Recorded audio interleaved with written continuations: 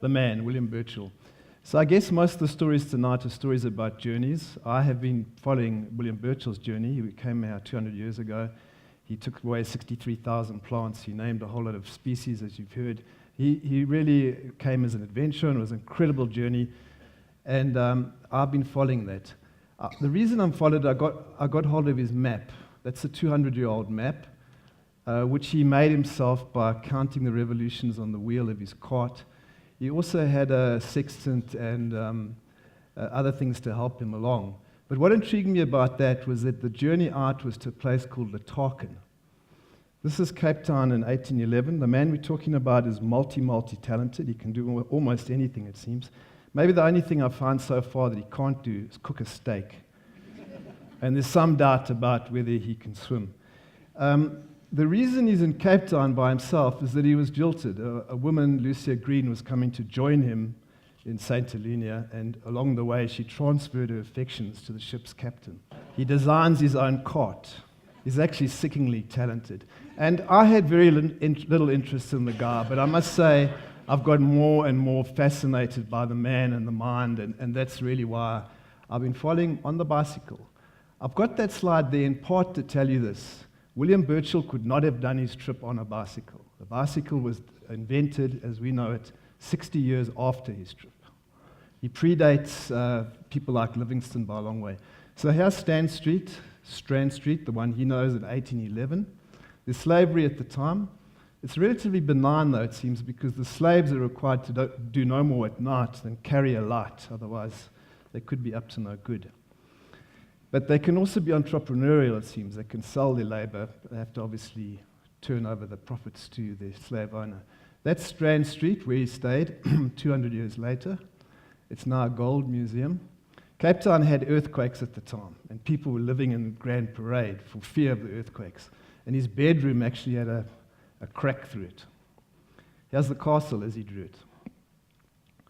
The thing about this is that the authorities didn't want him to do the trip. The previous adventurers who left before him didn't come back. They were never heard of again. Everyone said, don't go.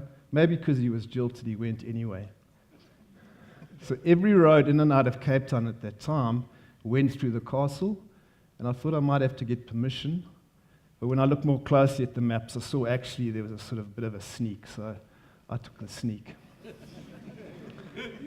So maybe he's considered to be like a scientist in general, but the big story for me is adventurer, explorer, taking big risks. This is the Karoo. They're going on convoy. He's got missionaries and Griqua people with him. There's a rumor that there's a horde amassing to attack them. They're kind of petrified.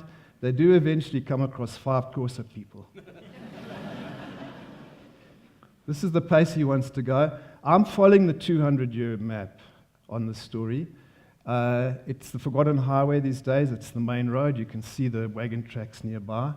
People relate to the story. They know the story. When the farmer, in this case, bought the farm, they were given these bits of pottery found in the place where they say Burchell camped. And I probably believe the story to be true. This is the Sack River. It's like the major river in the Karoo. It was the boundary of the Cape Colony where British law stopped. It wasn't a rough equivalent in its day, the equivalent of like going to the moon in our day. You went out into sort of no man's land. That's what it looks like today. It's wider because I'm on a causeway. What I'm interested to know about this is they're not perennial rivers, most of them, but there are fish in them. And I know that because I read Burchell, who explains it. And you can see them further up at the eye of Kuruman Eye. Very important for Burchell was to use indigenous names wherever he could, the Gariep River, not the Orange, named by Robert Gordon. A massive thing after you've come through the harshness and dryness of the Karoo. And for him as well, a zoological line, and a whole lot of mammals and stuff will occur on the one side of the river and not on the other.